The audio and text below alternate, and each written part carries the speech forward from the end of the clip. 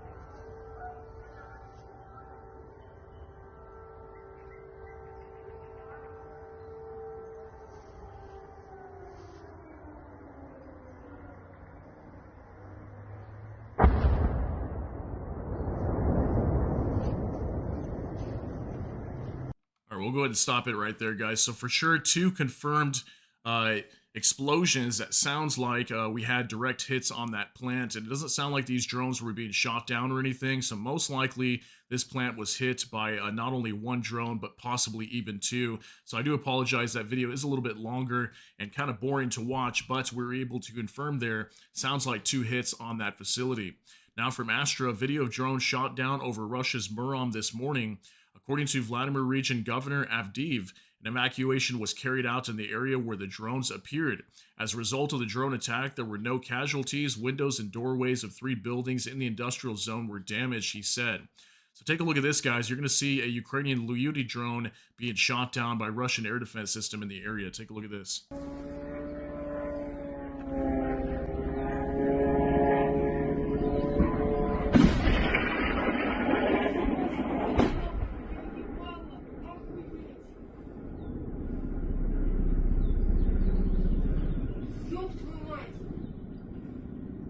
All right, that's got to be one of the clearest videos coming out from Russia showing their air defense systems shooting down one of these Lyuty drones that are incoming to the area. So that's why I wanted to show that to you guys. We don't really get very good footage like that coming out from Russia, and a lot of times these attacks take place at night, so you can't see these things being shot down super clearly.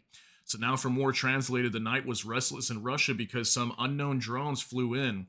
The Russian Ministry of Defense reports that its air defense systems allegedly shot down 99 drones across 7 regions during the night. They claim the largest number of drones appeared in the Belgorod and Voronezh regions. The rest were reported in the Vladimir, Kaluga, Tula, Lipetsk, and Rostov regions. Okay, so numerous regions being attacked yesterday. I don't have much confirmation other than that instrument making plant that was reportedly targeted, but we've got a video to show you guys of explosions in Russia. Take a look.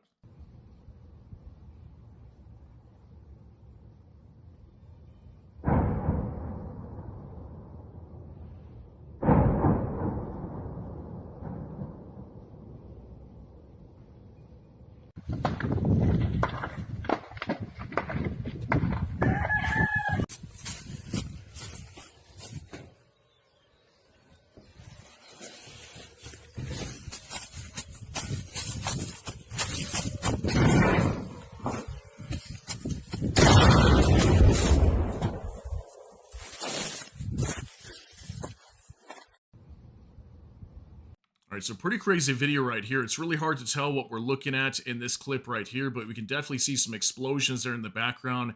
The sky is like kind of lighting up. There's some sort of fire potentially as well, as numerous drones were crashing into something inside of Russia.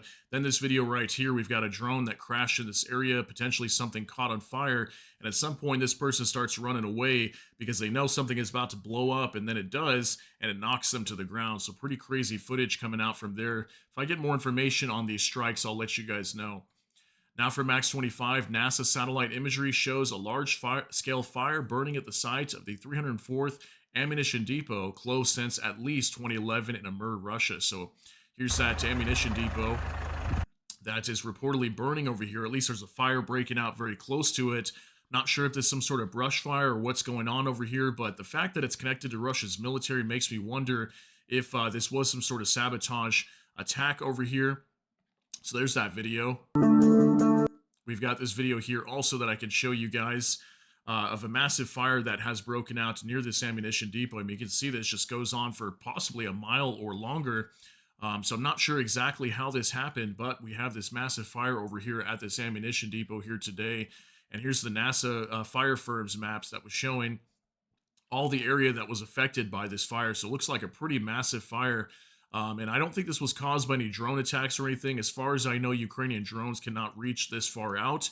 But who knows? Maybe Ukraine fired some sort of long-range drone and tested it out, and it was able to travel this deep into Russia. I mean, this would probably be close to like 2,000, maybe further kilometers into Russian territory if it happened to be caused by a Ukrainian drone. So I'll check on that later. If I get more info, I'll let you guys know on this story as well. So now for Bliskovka. The statement on the abolition of restrictions on the range of strikes on Russia concerned a decision adopted a few months ago, explained German Chancellor Merz. As far as I know, and as I stated yesterday, the countries that introduced such restrictions have long since abolished them, Merz noted. Okay, so he's talking about all these nations, okay? He's talking about the US, the UK, France, and Germany themselves, that apparently this restriction on long-range strikes was abolished a long time ago, several months back, okay? So is that true? We don't really know. That's just what he's stating, and no other countries are really coming out and confirming this other than himself. So is Merz doing this on purpose to, stop any negotiations between Ukraine and Russia? Well, that's kind of what Russia's stating today. They're probably most likely referring to him. I'll show you guys some statements coming out from Russia as they're very upset with this decision for Ukraine to be able to strike inside of Russia again. Here's a report from Max 25 now. German Foreign Minister Wadapul, I don't know if it's Wadapul or Wadapul, stated that if Germany decides to transfer long-range Taurus missiles to Ukraine, it will not publicly announce it. We will not let Putin know what exactly we are doing, okay? So this possibly indicates as well, again, that we could be seeing these Taurus missiles going to Ukraine. If they're coming out saying we're not going to let Russia know whether we're sending them or not, that makes me think that they are going to be deploying these into Ukraine. And the fact that Ukraine has permission to strike inside of Russia, that could catch the Russians by surprise. So let's see what happens here. I think Ukraine's going to be getting these very soon. Now from Ukrainian Review, German Foreign Minister Wadapul, permitting Ukraine to strike distant targets on Russian territory is a logical response to the growing wave of air attacks on Ukraine. Putin has repeatedly offered the opportunity to sit at the negotiating table, but he refused each time. We have always clearly stated that such behavior will not remain without consequences. So the foreign minister out of Germany also stating that the fact that they're going to be giving Ukraine the ability to strike inside of Russia is in response to Russia's attacks on Ukraine. Because, just over the weekend, we had probably somewhere close to like 100 missiles being fired into Ukraine, many of them ballistic and cruise missiles. And just massive amounts of drones. We're talking 300 to 500 or more just over the weekend. So in response to those attacks, this is why Germany is supposedly lifting this restriction. Now for Max 25, the U.S. has not yet lifted all Biden-era restrictions on Ukraine's warfighting, but Trump is seriously considering to do so, two senior Western officials told Kiev Post. Trump's final decision on punishing Russia as well as the next phase of Ukraine support will be discussed during meetings with German officials in Washington, D.C. this week. So this was an interesting story. We're hearing that now the U.S. apparently has not lifted restrictions for Ukraine to be able to strike inside of Russia yet. So, as far as I know, the UK, France, and Germany are allowing Ukraine to do this. But again, we haven't heard any statements from France or the UK directly. It's mainly just Friedrich Merz stating that restrictions have been lifted. He said yesterday that the US lifted restrictions. Now we're hearing that they have not yet, but they're seriously considering doing so. So, that's interesting. Now, for Noel Reports, Ministry of Foreign Affairs spokesperson Maria Zakharova warns Berlin is digging itself a hole by lifting restrictions on how Ukraine can use German weapons. She claims the move won't change the course of the special military operation. So, responding directly to Friedrich Merz's statement that Ukraine can now strike inside of Russia, but she's saying that it will not change the course of the special military operation, that if they're doing that on purpose to force Russia to peace or whatever it might be, they will continue this effort and war fighting into Ukraine. Now, for military news UA, Ukraine's actions contradict the desire for peace. Moscow condemns the escalation of drone attacks on Russia, Kremlin spokesman Peskov stated today. So he's stating that the fact that Ukraine is still attacking Russia repeatedly with all these drones, which is expected. I mean, they're at war with Russia; it makes sense. But Ukraine's just been hammering Russia with hundreds and hundreds of drones, sometimes 300 to 500 a night, is what we have seen coming from the Ukrainian side. And they're condemning these escalation of drone attacks on their territory, and then probably on top of that, responding to the fact that if Ukraine starts using these long range missiles that are supplied by the West for Ukraine to fire inside of Russia, then that could possibly mess up peace negotiations with Ukraine and Russia as well, is kind of what he's stating, is what I assume there. Now, for more translated, the spokesperson for the Russian Foreign Ministry, Maria Zakharova, stated that Russia is continuing to work on a draft memorandum that will outline the principles, presumably referring to yet another set of Russian conditions and the terms of settlement of the war, as well as conditions for a ceasefire. According to her, once the memorandum is prepared, it will be handed over to Kiev. So she came out today also stating that Russia's still working on this memorandum, going to hand over this peace settlement over to Ukraine. We'll see what happens here, but I have to agree with War Translated here. They're just stating that, it's probably just going to have a lot of major terms to the settlement that we know Ukraine is not going to agree to. This will probably go nowhere, and the negotiations will probably fail. But as far as I know, Ukraine and Russia still are somewhat negotiating right now. They might be meeting again here very soon, maybe in Turkey or somewhere else. We'll see what happens with that. Now, for Vicegrad 24, Russia's foreign ministry says that Europeans can't join Russia, Ukraine, and the U.S. And the USA at table for peace negotiations on Ukraine. They can only sit under the table.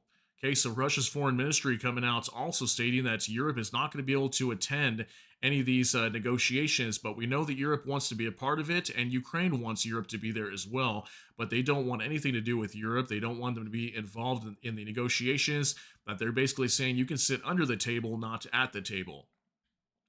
Now, for Max 25, Lavrov stated Trump is showing emotion because he sees his Ukraine peace efforts are being sabotaged by European politicians. There's reason to believe Germany secretly decided long ago to allow Ukraine to carry out long-range strikes on Russian territory. Regarding the second round of negotiations between Russia and Ukraine, he would again turn to Turkish friends. Okay, so Lavrov responding to Trump's statement coming out over the weekend. I think it was on Sunday. We had that report that Trump was stating that Vladimir Putin has gone crazy, that he doesn't know what happened to him, that, he's just launching rockets and missiles into cities across Ukraine and killing innocent people. This is not helping with the peace process right now. So Lavrov is kind of like trying to shift the blame away from Russia and say this has to do with Europe sabotaging these peace efforts to kind of take the blame off themselves. We've been seeing Russia doing that a lot recently. I showed you guys some reports on that yesterday. Even Vladimir Putin was stating that, they launched this invasion into Ukraine, not because just Vladimir Putin chose to, but because they had to. They were forced to because there was a coup in Ukraine with the presidential elections in 2014, and then the Donbass was repeatedly being attacked by the Ukrainians, so that's why they had to attack Ukraine. So it looks like Russia's doing everything they can right now to deflect from the fact that they're continuing this invasion into Ukraine. They don't want to end this war, and they want to blame Europe for the sabotage of peace negotiations, and that possibly indicates soon that we're going to go nowhere with these negotiations, what it seems to me. Now, for more translated, Russia's retaliatory strikes on Ukrainian territory are natural. The criminal must be punished, said Lavrov. So Lavrov also coming out and saying that it's okay for them to be launching these attacks into Ukraine, that Ukraine is a criminal in this war, even though Russia attacked Ukraine. Let me know what you guys think on that. Now, from Max 25, Zakharova, the Foreign Ministry of Foreign Affairs spokeswoman, said the U.S. Golden Dome project directly undermines strategic stability. Washington must abandon the deployment of weapons in space. Okay, so this is regarding the whole Golden Dome system. It's a missile defense system that the U.S. is supposed to be working on. It's going to cost like billions and billions of dollars. And I believe these are going to be like space based interceptors, meaning that these interceptors would be fired from space in order to take down any incoming missiles that would attack the U.S. So right now, a lot of countries, not only Russia, I think even China, North Korea, are condemning the U.S. over wanting to produce this Golden Dome system. So it looks like Russia is not very happy with that. They're stating that Washington must abandon the deployment of weapons in space. So that's obviously taken us into a whole new era of weapons and defense. So now from No Reports, Russian Foreign Minister Lavrov calls for a second round of talks with Ukraine in Istanbul. Turkey confirms readiness to host. Of course they want Istanbul because they only want the 2022 Istanbul agreements reinstated, forcing Ukraine to capitulate occupied regions to Russia. So here's the report today. It was on Russian media. I understand it's not in English here, but this was the actual report talking about this. So allegedly, Foreign Minister Sergei Lavrov is calling for new talks inside of Turkey. We'll see if that happens to be the case. Maybe they will meet in Turkey soon, or maybe they won't. But again, I think these negotiations are just going to completely fall apart here again very soon. That's when the U.S. will either have to act with sanctions onto Russia, or they're going to pull out. I think it's likely that they might pull out. Now from Anton Gerashenko, Russia has requested a meeting of the UN Security Council in connection with the actions of European states trying to prevent a peaceful settlement of the Ukrainian crisis. I don't even know how to comment on this. Just read the statement below. It's a direct quote. The patience of our enemies in the UN, who are lurking in anticipation of the results of the Istanbul talks, and President Trump's reaction to them, seems to have run out. European sponsors of the Kiev regime have requested a meeting on the humanitarian situation in Ukraine for May 29th. We have decided to respond mirror and requested a meeting in connection with threats to international peace and security due to the actions of a number of European states attempting to prevent efforts to peacefully resolve the Ukrainian crisis. We expect the meeting to be scheduled for May 30th, Russia's first deputy permanent representative to the UN wrote in his Telegram channel.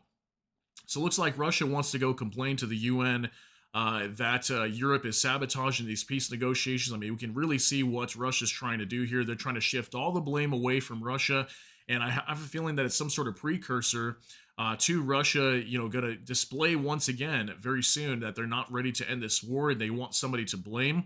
So maybe they're going to try to put all the blame onto Europe, and we'll see how the U.S. responds to that. The U.S. may, again, still side with Russia here, or they could sanction Russia. We don't know what's really going to happen, but we can see all these efforts here coming out from Russia right now with just these statements that they're building up some sort of idea that they're going to pin everything on Europe and say, well, Europe is the reason why we're not able to end this war. They're going to allow Ukraine to launch strikes inside of Russia and whatnot. We know that's always been, quote and unquote, red line for Russia, even though that red line has been passed numerous times, or stepped over numerous times in the past, I should say. Russia's never responded to that, so crazy information there. Now from Bliskovka, Turkish foreign minister to visit Kiev after meeting Putin in Moscow, according to Reuters. Hakan Fidan is on a 2-day visit to Russia, where he has already met with Putin and negotiator Medinsky. On Tuesday, he will hold talks with Lavrov. Okay, so it looks like a Turkish foreign minister is in Moscow right now, or probably going to be leaving very soon. He's already meeting with the delegation on the Russian side, meeting with Putin as well, and apparently also going to be meeting with Zelensky here very soon, heading to Kiev. So I guess that's some good news. We'll see what happens here, but it looks like Turkey is still involved in these talks. They're still negotiating on both sides, and the foreign minister is traveling to Moscow and Kiev this week. So now from Savchenko, Volodymyr Kellogg.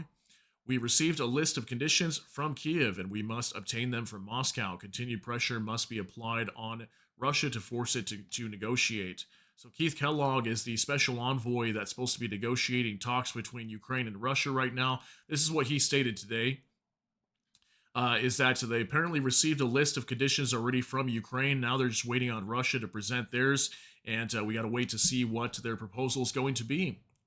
Now for Max 25, U.S. presidential Special Representative Keith Kellogg said that a meeting between Zelensky, Putin, and Trump could take place in Geneva to discuss a settlement of the war in Ukraine. All right, well, let's see if that's going to happen. We keep hearing that Trump and Putin are going to meet, and then we're hearing that they're not. I have no idea what's going to happen on that, but allegedly, according to him, he's stating that Trump and Putin might meet soon.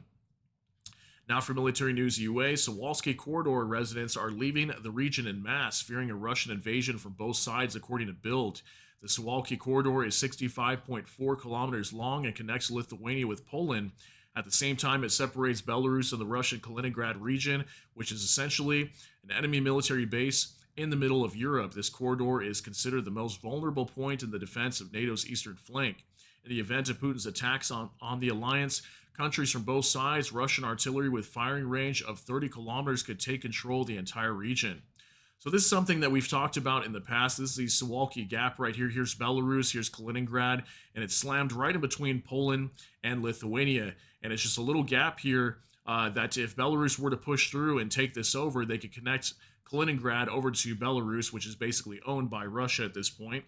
We've been hearing that, at some point there could be an attack there to try to restore and bring Kaliningrad back and connect it to Belarus and Russia, obviously. So we'll see what's going to happen here, but apparently a lot of residents in that area are starting to flee and get away from there, as we're expecting Russia to hold major military exercises in Belarus this summer. That's coming up very soon. We could have over 100,000 Russian troops stationed in Belarus for these exercises, and we know that anytime exercises are being held, it could possibly be a precursor to an attack, and that's what Europe is worried about right now. So Suwalki Gap residents worried about that attack. Now from St. Javelin, at least 206 Ukrainian POWs didn't survive Russian captivity. Autopsies show torture, medical neglect, and brutal conditions, pointing to a system built not just to break them, but to hide crimes. So this was a report coming out today, and it says, as Ukrainian POWs die in Russian prisons, autopsies point to a system of brutality. More than 200 Ukrainian POWs have died in Russian prisons since Moscow's full-scale invasion 3 years ago.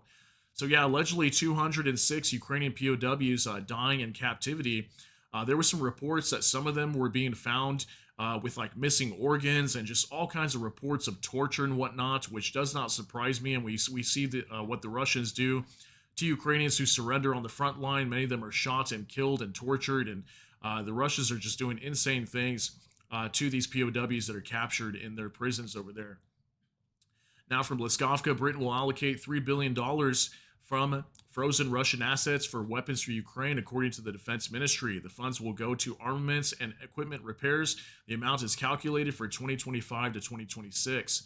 Okay, so the UK going to be announcing $3 billion in support for Ukraine for their weapons, or for weapons production inside of Ukraine, and $3 billion taken from frozen Russian assets. Okay, so that's very big news today. Huge support for Ukraine. Now for Max 25, Russian troops were able to capture over 100 square kilometers of Ukrainian territory in a week, according to Deep State Map. There are 3 kilometers left to the border of Dnipropetrovsk region. The occupiers have advanced in Sumy, Kharkiv, and Donetsk regions. Okay, so this is not a good report here. This is Deep State maps being updated recently, showing the Russians, especially in this area right here. This would be northeast of Pokrovsk. In the Donetsk region, the Russians are making some gains again, guys, so this is not good news. The Ukrainians are struggling to hold the Russians back again on the east, and we're starting to hear that again today, and this is all at the same time we've been hearing that the Russians are going to be launching new offensives. Now for Max 25, the plan to send European peacekeepers to Ukraine is dead because it's ridiculous without Trump's support, and he is not prepared to provide it, a European official told the Financial Times on condition of anonymity. So European peacekeepers being deployed into Ukraine, looks like that's at a halt once again. We just keep seeing a flip-flopping of that, back and forth. 1 minute they're going to be doing it, next minute they're not. It doesn't look likely that we're going to see European peacekeepers deployed to Ukraine. It's just going to be a major issue. Also, because we know that Trump's most likely not going to support it because Russia doesn't support that idea. They don't want NATO troops inside of Ukraine at all. That's going to make it difficult also to end this war. So it looks like that's not going to be happening. We'll see what happens. Maybe we'll get a change on that soon. Now for Max 25, Russia has changed the tactics of drone attacks, according to Ignat. The occupiers launch UAVs at an altitude of more than 2 kilometers. They are visible on radars, but it's difficult to shoot them down. Drones dive on a target, and strikes are often carried out in groups on one object. Also, up to 40% of drones are false to overload air defenses. So this is something we've been hearing a lot over the last couple of weeks, that the Russians are changing their tactics with these drones. They've even upgraded a lot of these drones to make them more difficult to shoot down. They even have a larger size warhead on them. And we're continuously hearing that the Russians are changing their tactics, which is making these drones more deadly. Now, from Anton Gerashenko, the United States and the European Union have ended their joint efforts to combat Russia's circumvention of international sanctions. German media outlet Süddeutsche Zeitung, NDR and WDR write. The German Foreign Ministry internal report on the meeting of the EU Foreign Affairs Council held on May 20th in Brussels states that EU sanctions policy chief David O'Sullivan lamented the complete breakdown of transatlantic coordination on sanctions evasion. There is no more joint information and advocacy work, G7 cooperation had also lost momentum in this regard, the document says. The problem is that the U.S. has been the de facto driving force behind the sanctions regime. If the Trump administration seeks to normalize relations with Russia, it will mean the end of global sanctions regime. Sergei Lagodinsky, member of parliament from the Greens, said in an interview with the Süddeutsche Zeitung. So here was the report today. I understand it's in German. I do apologize if I'm pronouncing that wrong. I think that's how you say it, but I'm probably butchering that. But yeah, allegedly, this is not good news here too, because we're hearing that sanctions between Europe and the U.S., in terms of putting pressure onto Russia, is falling apart. Okay, they're really dividing right now, and we know that the U.S. does not want to sanction Russia. So if the U.S. doesn't stand behind sanctions on Russia, Europe's probably not going to follow up as much. So it looks like we're going to see less sanctions being pressured onto Russia here moving forward. And again, more indication to me that we're not going to see the U.S. sanctioning Russia anytime soon, and this could completely collapse in the future. So that's not some good news there. Now for NOAA reports, Ukrainian sanctions chief Vladislav Vlasiuk denies claims of a breakdown in U.S.-EU sanctions coordination. Despite political shifts, the coalition remains united and with active exchange of information and ideas continuing. Okay, so we have a Ukrainian sanctions chief coming out also and stating that this is not true. So can we completely confirm that? I guess we'll have to wait and see what happens here, but it is being reported today that there is a breakdown in negotiations on how to sanction Russia right now, and a great divide between Europe and the U.S. Now from Savchenko Volodymyr, China is responsible for 80% of cases of circumvention of sanctions against Russia. A joint investigation by Zeitung, NDR and WDR. According to journalists, such data is contained in a closed report of the German Foreign Ministry results following the results of recent consultations in Brussels on the expansion of sanctions regime on Russia. According to the report, the EU has achieved some success in limiting the export of sanctioned goods to Russia through third countries, especially Armenia, Serbia, Uzbekistan, and India. However, as before, there are difficulties with Kazakhstan, the UAE, and Turkey. Sanctions against the shadow fleets of the Russian Federation received the best rating. The head of the EU Sanctions Committee, David O'Sullivan, proposed expanding the restrictions to ports in Turkey, India, and Malaysia, which most often use such vessels.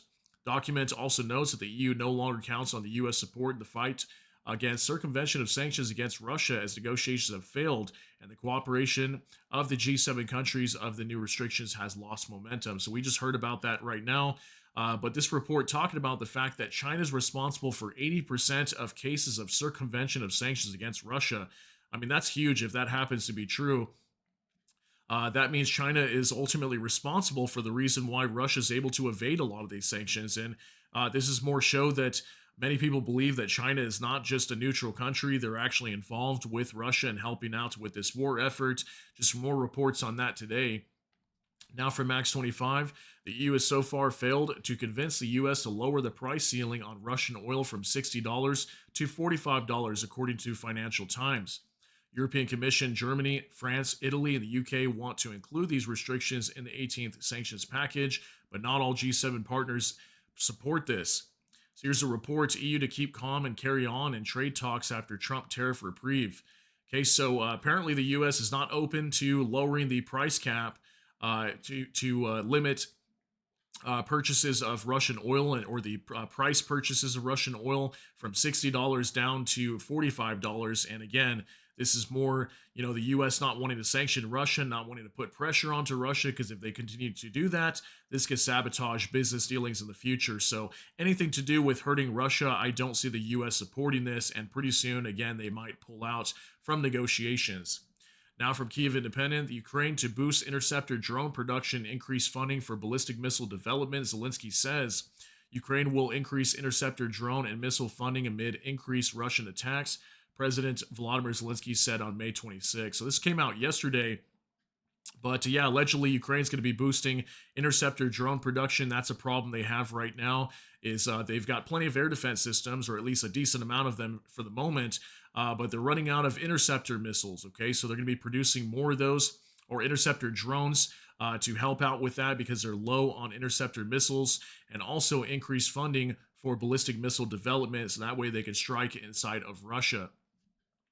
Now from Liskovka, EU Council approves plan for 150 billion euros in defense loans. Ukraine will be able to join the procurement. This is a new financial instrument of the European Union which provides for investments in the defense industry for member states. Thus, Ukraine will be able not only to participate in joint procurement, but also to sell its defense industry products. So this is a very big story. We've been hearing about this over the last week, that the EU Council was trying to push for this. It was like 150 billion euros in defense loans that multiple European nations can use to up their defense spending within their nation and produce weapons if need be. Looks like Ukraine will also be able to access these funds for their own weapons development in their country. So very big news there. Now from Jay in Kiev, everywhere Russia's decrepit shadow fleet goes, there's oil spills, another now in Sakhalin. So we've got this video here that shows an oil spill that took place in Sakhalin. This is like far eastern Russia, out near Amur, where we had that ammunition depot that allegedly catching on fire over there. And we had another oil spill. You're going to be able to see some oil building up here on the beach in Sakhalin. Take a look at this.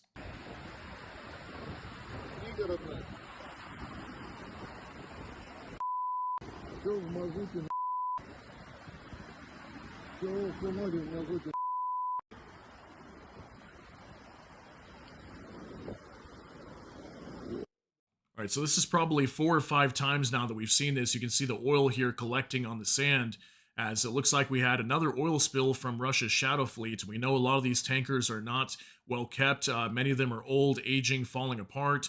And now it looks like we had another oil spill over here. I'm not sure how much spilled, but far eastern Russia near Sakhalin. Once again, more oil being spilled by Russian tankers. Now from Max 25, Ministry of Defense codified an individual means of countering UAVs, anti-drone pistol of Ukrainian production. This is a means of installing electromagnetic interference. It blocks the control channels and video signal of enemy drones. So it looks like Ukraine has created something new here. They're calling this an anti-drone pistol that uses electromagnetic interference, so kind of like electronic warfare. And this is a picture of that. So there's just another tool that Ukraine has been able to achieve and create to counteract these incoming drones coming from Russia. So very cool to see that. Now from Nexta, this war could have been prevented. Former NATO commander Breedlove on West's failure after Crimea. Former NATO Supreme Allied Commander Europe, General Philip Breedlove, said the war in Ukraine could have been avoided 11 years ago if the West had taken decisive action after the annexation of Crimea. He made the statement in an interview with Radio NV. We proposed deploying forces, patrolling the skies, but everything was rejected as escalatory measures. In the end, we did nothing, and Russia escalated anyway. He explained, according to him, the West missed the window to deter Putin. Breedlove believes that neither the U.S. nor NATO were ready back then to take the political decisions that could have stopped the full-scale war. The West still hasn't imposed the kind of pain on Putin that would stop him. Ukraine can resolve this if it's given everything it needs, he added. Earlier, Donald Trump has unexpectedly lashed out at Putin, calling his actions insane and threatening new sanctions. Okay, so this former NATO commander claiming that I guess they had the opportunity to try to stop this war back in 2014 when Russia invaded into Crimea, taking it over. And allegedly that was the opportunity to try to stop Russia, and the U.S. along with the European partners basically did nothing. And he's claiming they could have stopped it there, but now because this war has started, really all they can do is just give Ukraine everything it needs to fight this war. And I know a lot of people believe that. The US should be doing that, give Ukraine all the tools necessary to continue fighting against Russia and defeat them, and at the same time put massive sanctions onto Russia. But I really think that's not going to be the case. We're going to have to see how things play out. But crazy statement coming out from him. Now, a couple more updates before we get you guys out of here. From Max 25, Ukrainian air defense shot down 43 out of 60 Russian drones, including 35 drones shot down by air defense, 8 UAVs suppressed by electronic warfare, lost in location. So 60 drones total going into Ukraine last night coming from Russia. Not a whole lot of explosions or anything reported inside of Ukraine from what I understand today. And it does look like they shot down a good majority, 43 out of 60. So that's a good amount being taken down by Ukrainian air defense teams. Now our final update of the day from the Kiev Independent. These are the indicative estimates of Russia's combat losses as of May 27th, according to the Armed Forces of Ukraine. In our final update today, Russia's losses as of May 27th, 990 troops, 1 AFV, 64 vehicles and fuel tanks, 2 tanks, 17 artillery systems, 222 UAVs, and 9 cruise missiles. I mean, guys, look again, these numbers just completely collapsing. I feel like some point we're going to hit zero here, and these numbers are going to be just almost non-existent. It's really weird that we're seeing this, and I feel like every day that goes by, these numbers are just getting lower and lower and lower. And again, let me know what you guys think, why this might be the case, because we're continuously hearing that the Russians are preparing new offensives. In some cases, like up in the Sumy region, Kharkiv regions, the Russians are already attacking over there. So, yeah, just very interesting that we're seeing these numbers continuously collapse and get lower. So lots of big news, guys. I want to thank you so much for your patience here. I understand it was a much longer video today, but there was just so much news coming out. Wanted to squeeze this in there for you. Hope you guys all have a great day, and thank you so much for tuning in. Let me know what your thoughts are down in the comment section of this video. If you got something out of this update, please smash that like button. Also, if you enjoy my content, please consider subscribing down below. Hit the notification bell, that way YouTube can notify you. And with that, hope you all have a great day. Everybody take care and God bless, and we'll see you in the next one.